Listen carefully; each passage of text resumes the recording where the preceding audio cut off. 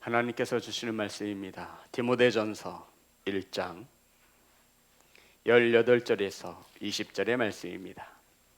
제 성경책으로 신약성경 338면에 있습니다. 디모데전서 1장 18절에서 20절의 말씀 다 찾으셔서 우리 다 함께 한 목소리로 합독하여 올리겠습니다. 시작.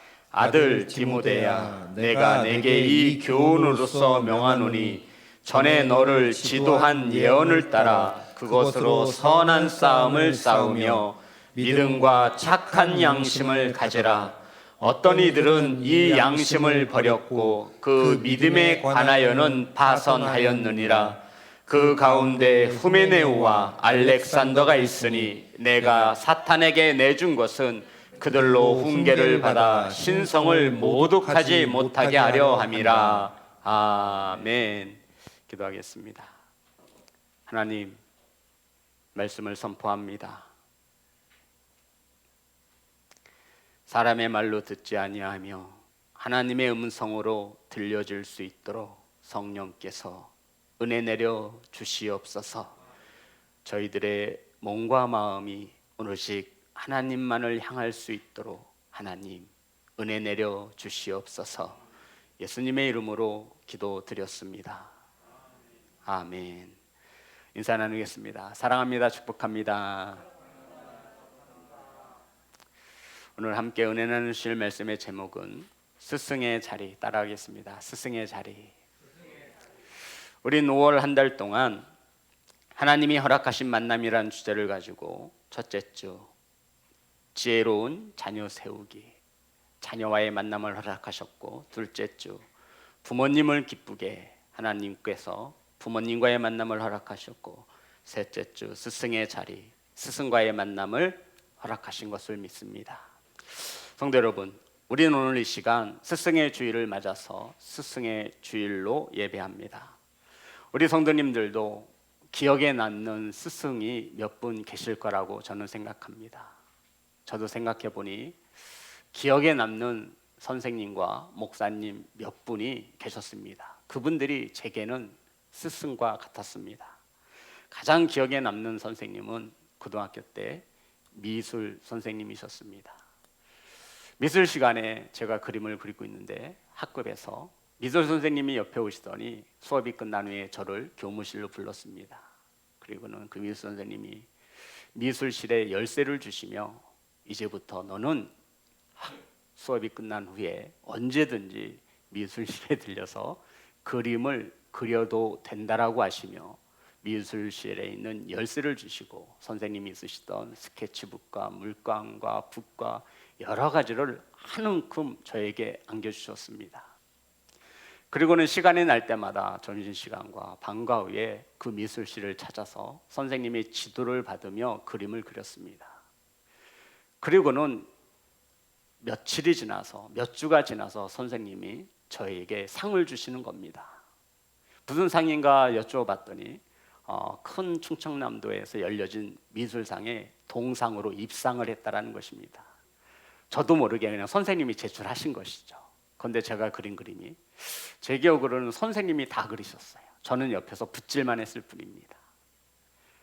그래서 그때 나도 화가가 한번 돼볼까? 그림 그리는 시간이 너무나 행복했던 거예요. 그 얘기를 들고 상장을 들고 집에 와서 우쭐대며 아버지에게 자랑했습니다. 아버지, 제가 상을 받아왔습니다. 앞으로 제가 화가가 될 것 같습니다 했더니 아버지의 눈빛이 싸늘하게 그림쟁이가 돼서 먹고 살 수 있겠느냐 하면서 엄청나게 반대하셨습니다. 가장 기억에 남는 목사님은 제가 군에 있을 때 선수 운전을 하셔서 어머님을 모시고 같이 면회에 오셨던 그 목사님, 김홍윤 목사님이십니다. 아버님이 일찍 돌아가셔서 저희 집엔 차가 없었고 운전할 수도 없었죠. 그런데 그 섬기던 목사님이 어머님을 모시고 같이 군에 면회를 왔습니다. 그리고는 그 목사님을 한 번도 못 뵈다가 서울에서 신학 공부를 할 때 찜질방에서 그 목사님을 우연찮게 만났습니다. 너무 반가운 거예요. 목사님 웬일이시냐고. 그랬더니 선교사로 나가 있는데 지금 우리나라에 들어와서 호텔은 너무 비싸고 찜질방에서 쉬시기 위해서 들어왔다라고. 너무나 반가웠습니다. 목사님께서 넌 지금 뭐하냐 그래서 목사님 저 지금 주의 종이 되려고 신학 공부를 하고 있습니다. 그랬더니 목사님께서 하시는 말씀이 네, 너 그럴 줄 알았다. 그렇게 어머님의 기도가 있었고 너를 위해 기도할 때마다 하나님께서 그렇게 감동을 주셨다라는 것이죠. 성도 여러분, 저와 여러분의 삶 속에는 저와 여러분의 영향력을 끼치고 성장시키신 많은 스승들이 옆에 계신 것입니다. 우리 모두 스승이라고 해도 지나칠 정도가 아니죠. 학교에서 지식을 가르쳐 주시는 스승님이 계시고 목회 현장에서 말씀을 가르치시는 목사인 스승도 있고요. 또 저와 여러분을 양육하시는 가정에서 부모도 스승이라 할 수 있고요. 교회 학교 아이들에게 말씀을 전하시는 선생님들도 스승이라 할 수 있고요. 기름 부어 세우신 우리 장로님들과 안수집사님, 권사님들도 스승의 역할을 감당하고 있는 것입니다. 그러면 성도 여러분, 성경에서는 스승에 대해서 스승은 어떤 자질을 갖추어야 하는지, 스승이 반드시 가져야 하는 것은 무엇인지를 성경은 우리에게 가르쳐주고 있습니다. 18절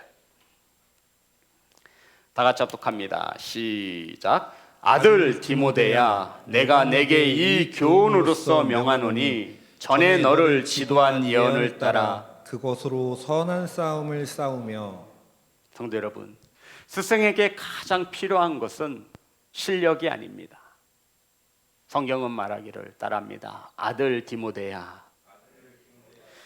바울은 디모데를 아들로 부르고 있습니다. 성도 여러분, 지금 이 편지는요, 개인적으로 쓴 편지가 아니라 사도 바울이 초대 교회에 두루두루 돌려서 볼 수 있도록 개인적인 편지가 아니라 공적인 편지를 씀에 있어서 자신의 제자였던 디모데를 뭐라고 부르고 있죠? 아들 디모데야. 성도 여러분, 스승으로서의 가장 중요한 자질은 아버지의 마음을 갖는 것입니다. 스승으로서 제일 중요한 게 뭐라고요? 아버지의 마음. 우리나라 아버님들은 도저히 표현하는데 너무나 어색해합니다. 자녀를 사랑하지만 속으로 사랑하시고 사랑한다라고 말 한마디 표현하기가 왜 이렇게 부끄러운지 모르겠습니다. 그것을 보고 자란 우리 자녀들도, 아들들도 마찬가지예요. 부모님을 사랑하지만 왠지 사랑한다라고 말하면 닭살이 돋을 정도로.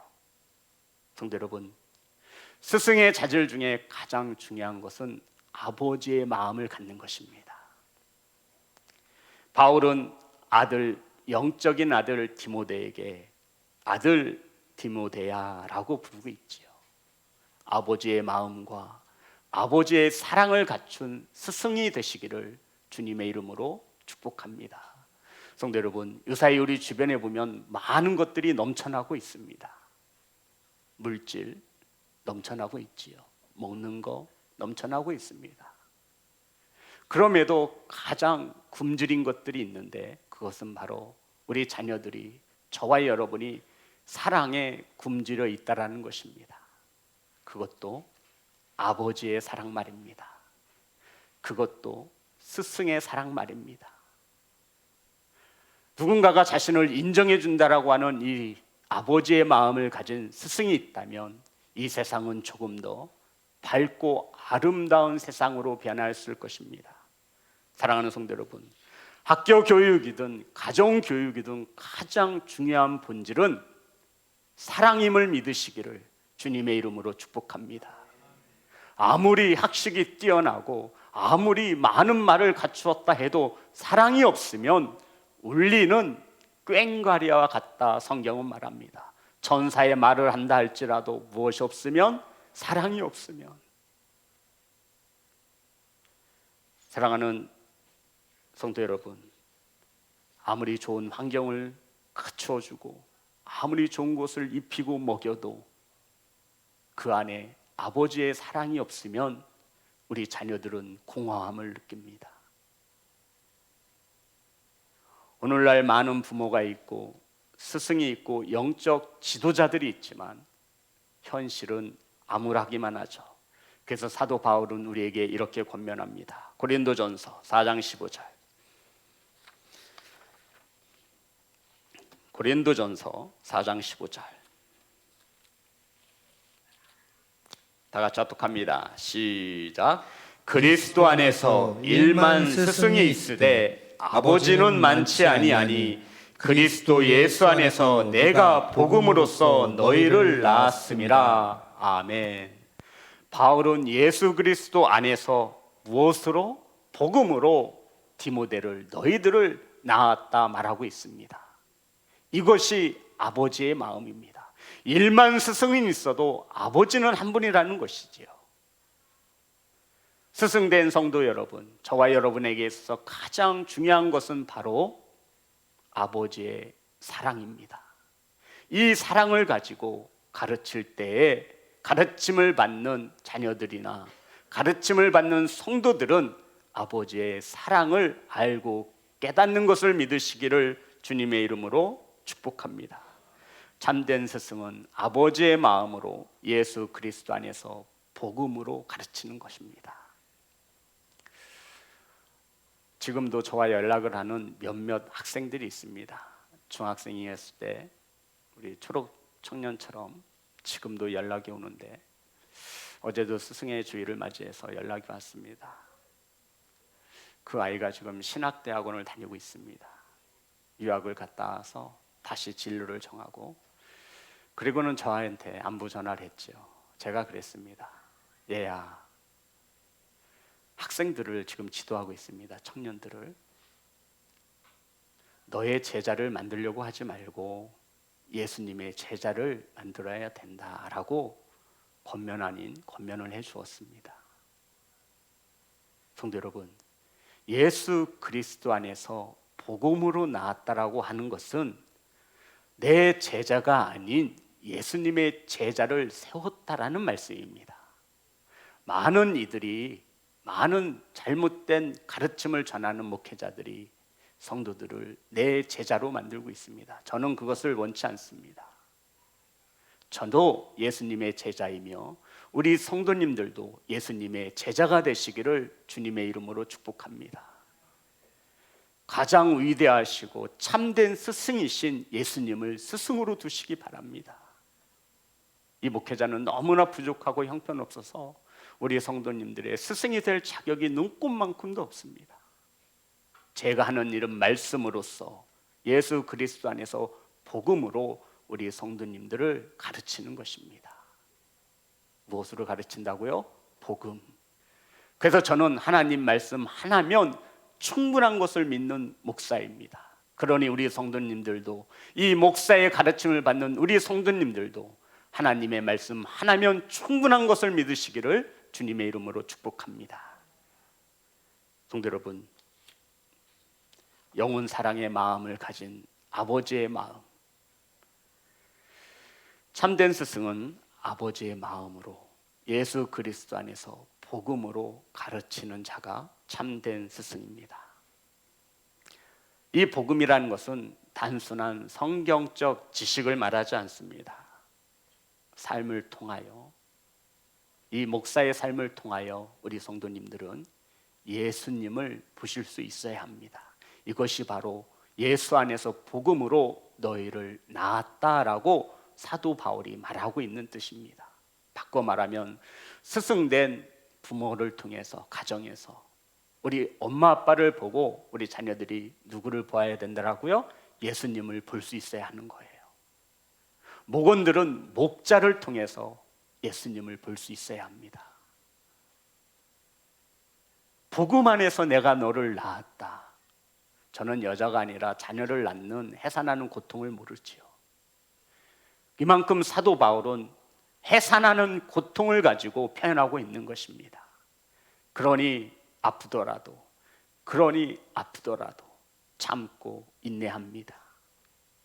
아버지의 무엇을 가지고? 마음을 가지고 바라봐 주는 거예요. 그러한 스승이 되시기를 주님의 이름으로 축복합니다. 18절 다시 한번 합독합니다. 시작. 아들 디모데야, 내가 내게 이 교훈으로서 명하노니 전에 너를 지도한 예언을 따라 그것으로 선한 싸움을 싸우며. 성도 여러분, 바울이 믿음의 아들 디모데에게 가르치고 지도한 내용이 무엇이라 성경은 나와 있죠? 예언입니다. 따라합니다. 예언. 예언은, 여기서 말하는 예언은 미래에 될 일을 미리 앞서서 생각하는 그 예언이 아니라, 이 본문에서 말씀하고 있는 이 예언은 예수님께서 하신 살아계신 하나님의 말씀이라 표현하고 있는 것입니다. 하나님께서 원하시는 스승은 하나님의 말씀을 가지고 가르치는 스승입니다. 성도 여러분, 우리 자녀들 잔소리로 변하던가요? 변해요? 잔소리하면? 다들 변했나 보네요. 일찍 들어와라, 일찍 들어와라, 그러면 안 된다. 변하던가요? 변하지 않더라고요. 변했으면 우리 자녀들은 다 지금 서울대학에 있습니다. 다 의사, 판검사 됐을 거예요. 성도 여러분, 기억하셔야 합니다. 잔소리로서는 자녀들이 변화되지 않습니다. 그럼 무엇으로 자녀를 변화시킬 수 있느냐? 무엇으로? 예언의 말씀. 저와 여러분이 변화되어진 것을 보시면 금방 답이 나옵니다. 저와 여러분이 무엇으로 변화되어졌습니까? 옆에 있는 성도의 권면입니까? 영향이 있었겠죠. 저와 여러분이 오늘 이 자리에 앉아 하나님을 아버지라 고백하며 예배하는 것은 하나님의 말씀이었음을 믿으시기를 주님의 이름으로 축복합니다. 그래서 오늘 성경은, 사도 바울은 예언은 바로 하나님의 말씀이다 라고 말씀하고 있는 것이죠. 그래서 참된 스승은 말씀으로 가르치는 스승. 성도 여러분, 바울은 세상의 철학이나 사상을 가르친 것이 아닙니다. 오직 하나님의 말씀만을 가르쳤습니다. 어떤 성도들은 이렇게도 말합니다. 목사님, 왜 강단에서 이 나라의 정치 이야기를 하지 않느냐고. 성도 여러분, 저도 제가 선호하고 좋아하는 정치인들이 있고요, 제가 배척하는 정치인들이 있습니다. 하지만 이 강단은 이 목사의 개인적인 사상이나 철학을 전하라고 세우신 강단이 아닌 것을 저는 그렇게 믿습니다. 이 강단에서 할 수 있는 것은 오직 복음뿐인 것을 믿으시기를 주님의 이름으로 축복합니다. 저는 이 강단에서 세상 이야기를 하고 싶지 않은 거예요. 세상 이야기는 세상에서 충분히 듣고 있습니다. 하나님께서 이 강단을 허락하신 것은 복음을 전하라고 세우신 것입니다. 아멘. 그러니 세상의 이야기는 세상에서 들으시면 돼요. 이 목사를 통해서 무슨 세상 얘기를 듣겠습니까? 전 세상을 볼 줄도 모르고요, 구별할 줄도 몰라요. 유튜브에 들어가면 세상 이야기를 엄청나게 잘하는 수많은 이들이 있습니다. 세상 이야기는 그들에게서 들으시고, 우리 성도님들은 몬데인 교회에서 하나님의 예언의 말씀을 들으시기를 주님의 이름으로 축복합니다. 성도 여러분, 오직 예수 그리스도의 복음으로 디모데를 양육했습니다.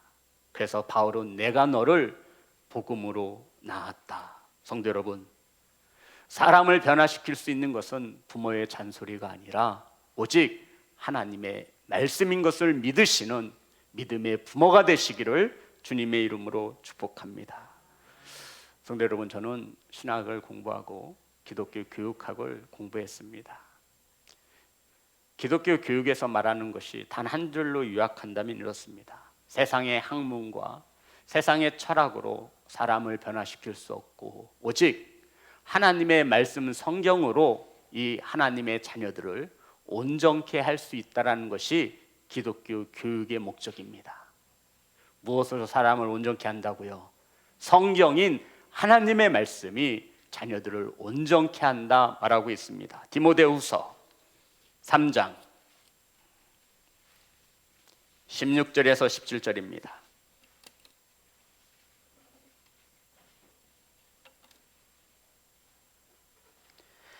다 같이 합독합니다. 시작. 모든 성경은 하나님의 감동으로 된 것으로 교훈과 책망과 바르게 함과 의로 교육하기에 유익하니 이는 하나님의 사람으로 온전하게 하며 모든 선한 일을 행할 능력을 갖추게 하려 함이라. 아멘.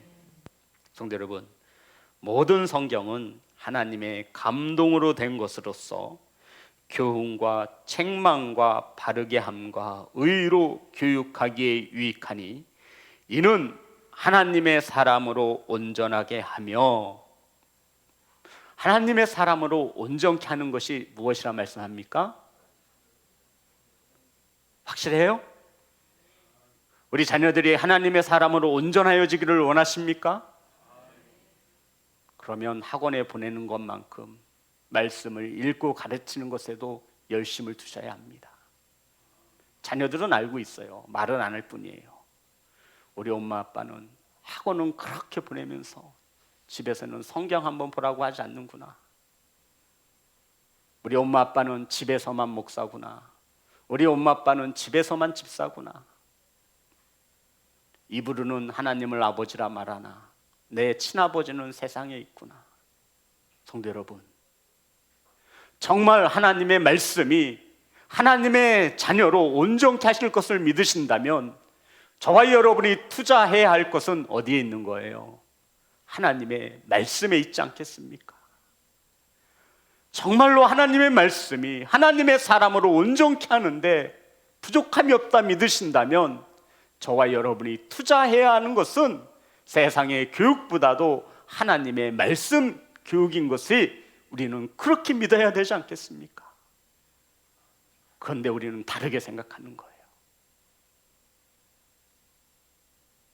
고3 되면 교회 안 가도 되고, 시험 기간에는 예배를 빠져도 되고,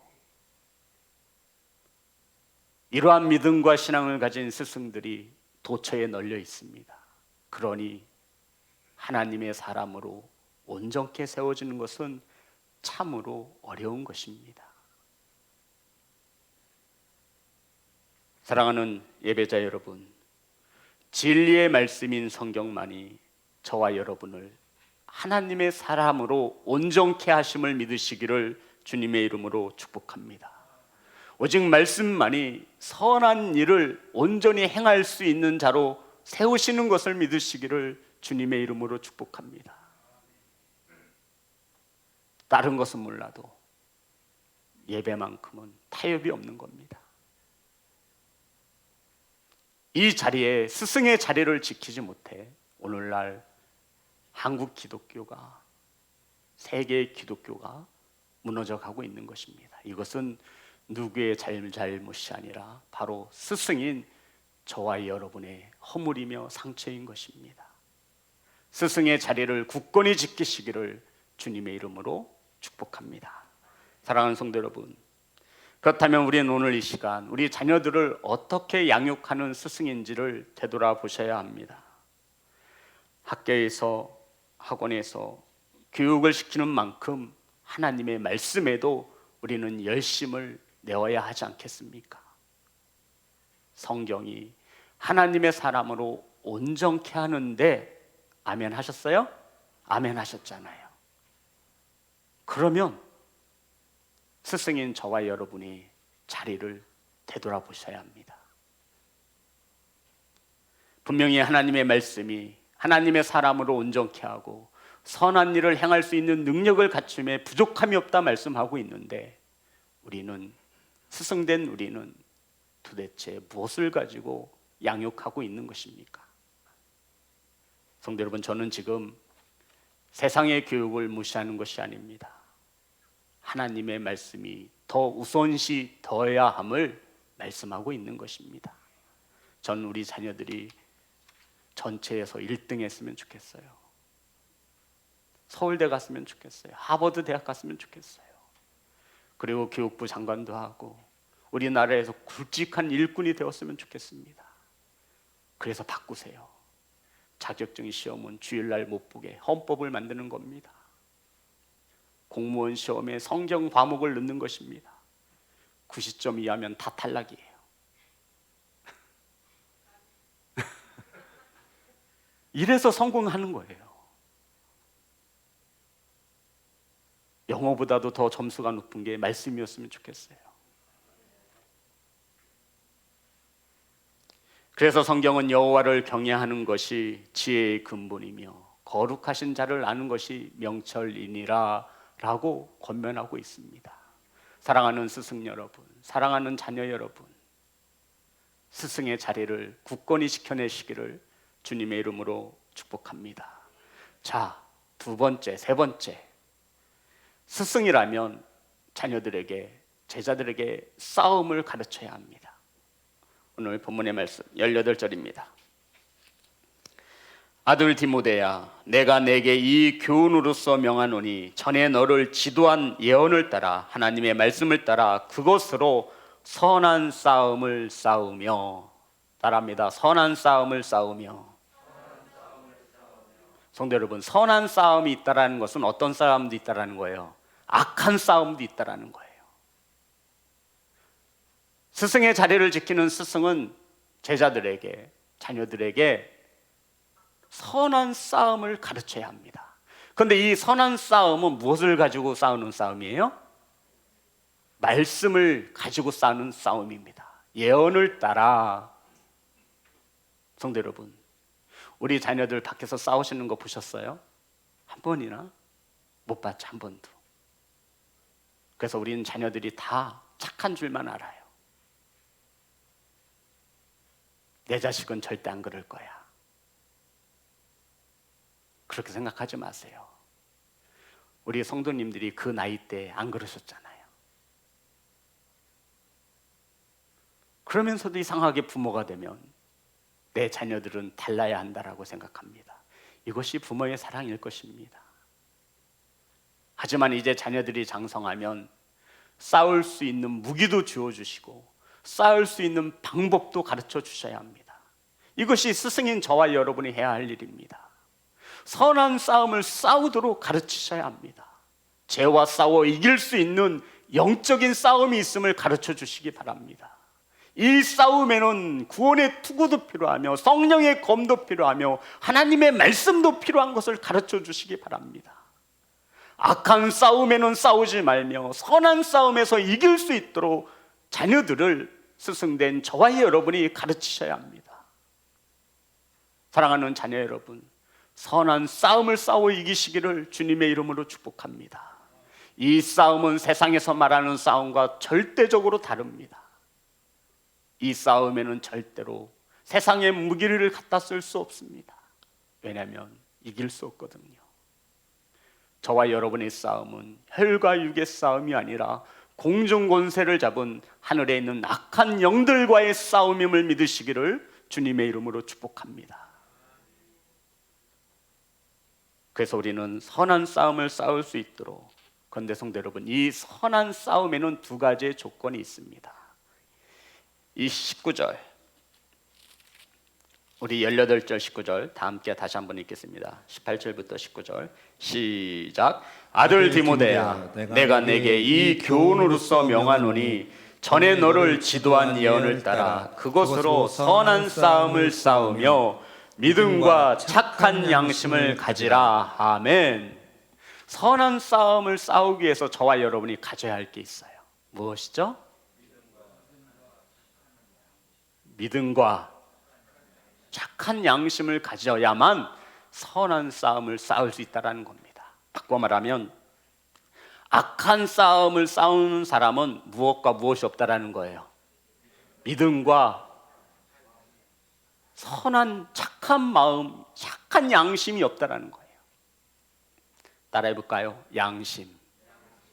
우리 부모된 우리들이 자녀들을 양육하다 보면 이런 생각은 한 번쯤 하셨을 것 같아요. 내가 낳았지만 쟤 양심이 있는 거야, 없는 거야? 이 뜻이 무슨 뜻이에요? 양심이 없다. 해도 다들 아시는군요.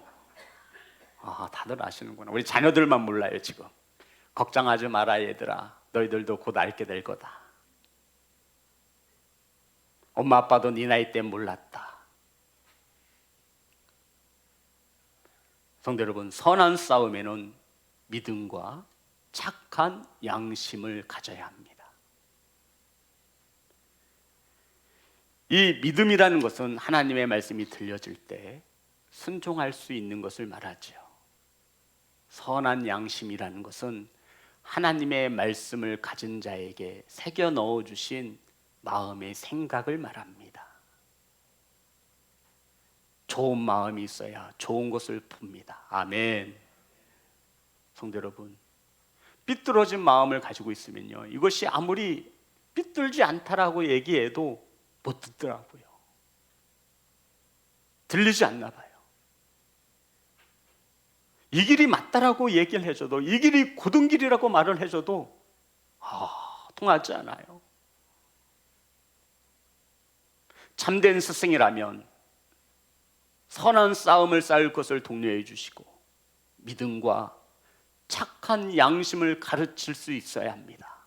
사랑하는 스승 여러분, 이 세상이 갈수록 혼탁해지는 것은 스승된 저와 여러분이 스승의 자리를 지키지 못하고 믿음과 착한 양심을 버렸기 때문이라 성경은 우리에게 그렇게 말합니다. 믿음을 파선하고 양심을 버린 자가 있다라고 지적합니다. 성도 여러분, 저와 여러분이 가르쳐야 할 것은 자녀들에게 믿음과 착한 양심입니다. 스승인 저와 여러분이 가르쳐야 될 게 뭐라고요? 그럼 믿음은 어떻게 가르칠 수 있어요? 말씀을 들음으로 가르칠 수 있어요. 이것은 저와 여러분이 어찌 보면 가르친다 해서 될 것은 아니지만 그래도 우리가 이 믿음 안에서 아이들이 자라날 수 있도록 환경을 제공해 줘야 합니다. 믿음은 하나님의 말씀을 들음에서 난다, 성경은 기록하고 있습니다. 그럼 이 믿음은 예배를 통해서, 말씀을 통해서 해결을 됐다고 칩시다. 그러면 착한 양심은요? 착한 양심은 어떻게 가르쳐야 되는 거예요? 믿음은 하나님의 몫이라면 하나님이 주셔야 믿음이 생기는 거잖아요. 믿음은 하나님의 몫이라면 착한 양심은요? 누구의 몫이에요? 그렇죠. 스승된 저와 여러분의 몫이라는 겁니다. 저와 여러분이, 스승된 저와 여러분이 자녀들에게 착하게 살면 되는 거예요. 그럼 자녀들은 그것을 보고 무슨 양심을 가져요? 착한 양심을 갖는 겁니다. 아, 우리 엄마 아빠를 보니, 예수님을 믿는 사람을 보니 사기치지 않는구나, 거짓말하지 않는구나, 험담하지 않는구나, 판단하지 않는구나, 정죄하지 않는구나. 마음에 착한 양심을 심어주는 겁니다. 안타깝게도 이것은 말로써 되는 것이 아니라 행함으로 가르칠 수밖에 없는 것입니다. 사랑하는 참된 스승 여러분, 지금까지 우리는 스승의 자리에서 자녀들을 바르게 가르치지 못했음을 회개하셔야 합니다.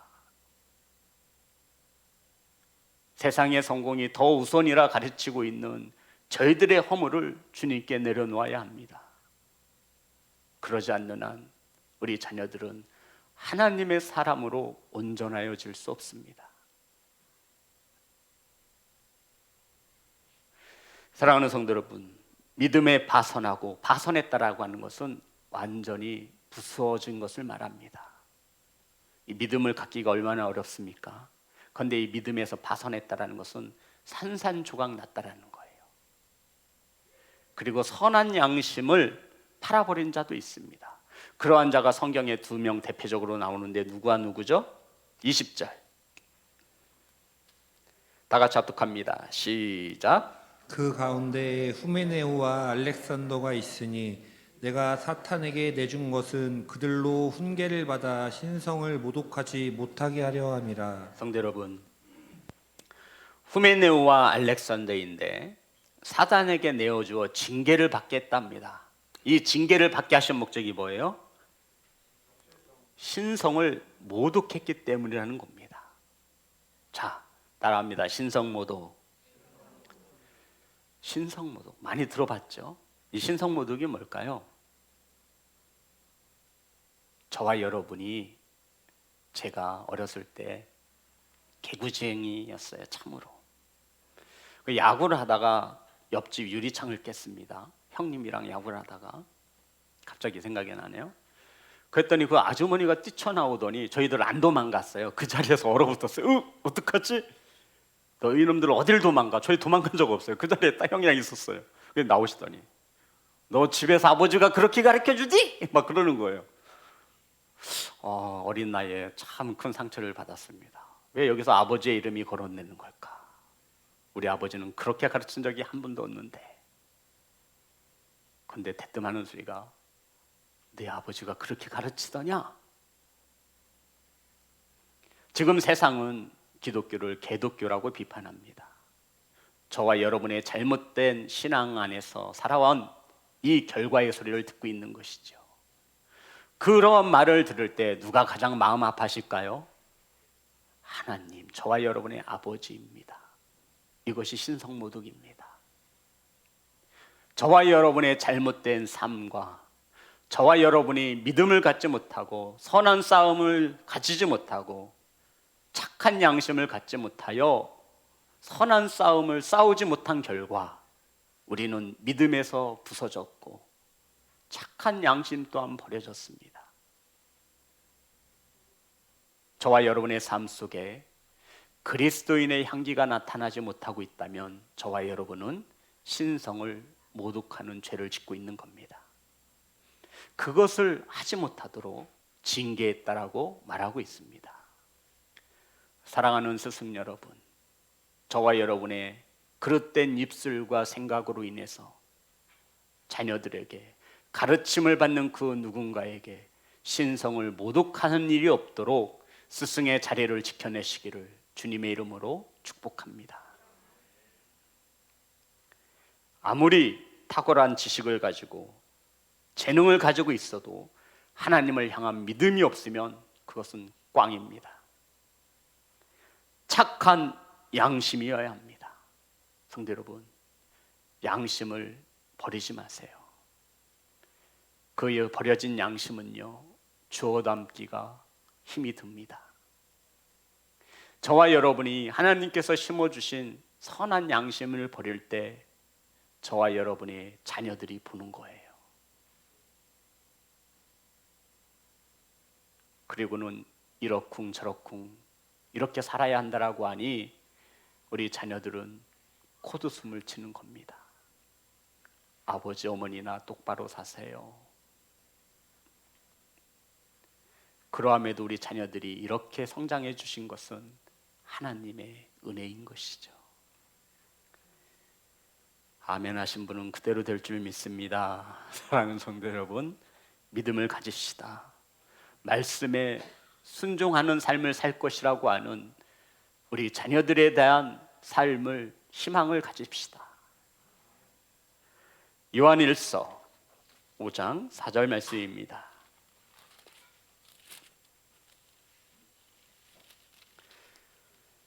요한일서 5장 4절 다 같이 합독합니다. 시작. 무릇 하나님께로부터 난 자마다 세상을 이기느니라. 세상을 이기는 승리는 이것이니 우리의 믿음이니라. 성도 여러분, 믿음으로 가르치면 세상을 이기는 위대한 자가 만들어질 수 있습니다.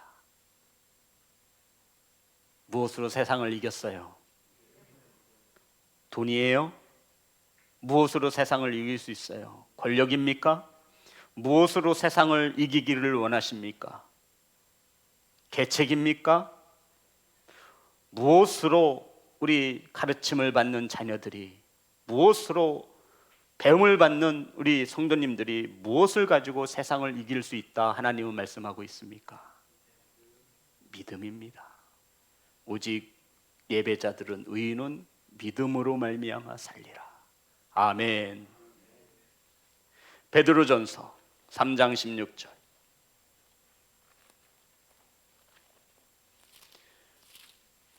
베드로전서 3장 16절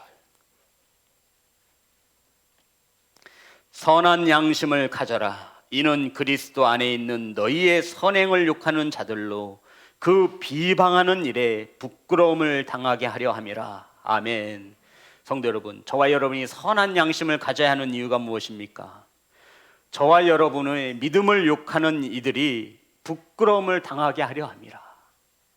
그러니 저와 여러분이 선한 양심을 갖는다면 저와 여러분에게 손가락질하는 그들이 오히려 그들이 무엇이라 당하죠? 부끄러움을 당하게 될 것이라는 것입니다.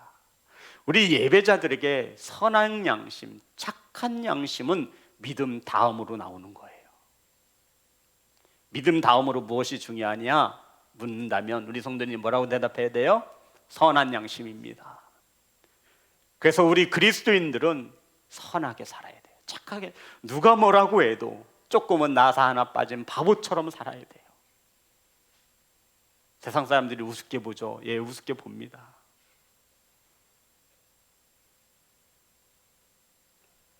그렇게 봐야 할 정도로 우리는 그렇게 선하게 살아야 합니다.